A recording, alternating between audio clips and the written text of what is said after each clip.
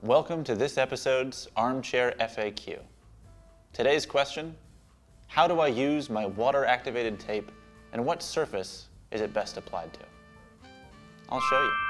Cut the length of tape that you're looking to apply.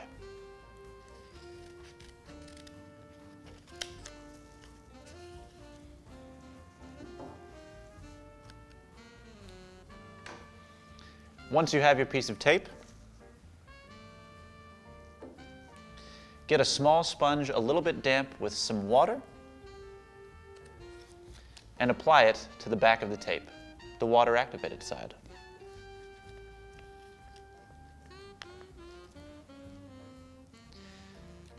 Once the water-activated side is slightly damp, take the tape and place it onto the surface that you're looking to seal.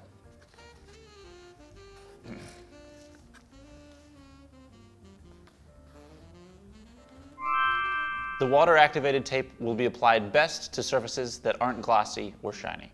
In general, paper-based surfaces work the best. Thanks for sticking around for this episode's Armchair FAQ. Maybe you'll get one of these in the mail soon. See you around.